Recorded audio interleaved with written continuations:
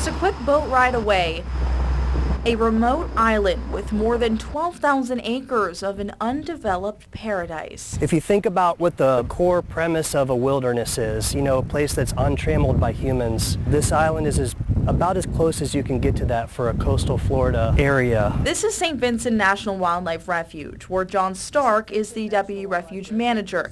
He says the U.S. Fish and Wildlife Service bought the island for $2.2 million in 1968. Birds were the primary purpose for the refuge to be established. St. Vincent Island was established as a stopping point for neotropical migrant birds as they make their journey to Canada in the spring and South America in the fall. Stark says about 300 species pass through year-round. Before it was a bird sanctuary, though, the island was owned by several people, including Dr. Raymond Vaughn Pierce in 1907.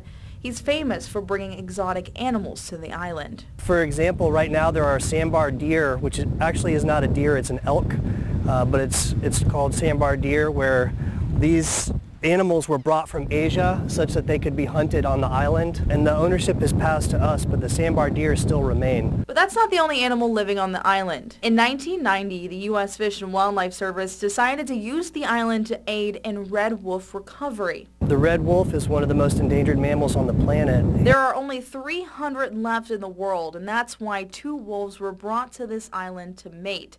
Right now, there are 4 living on the island, and when they get to the age of at least 2 years old, they go to the North Carolina non-essential experimental population.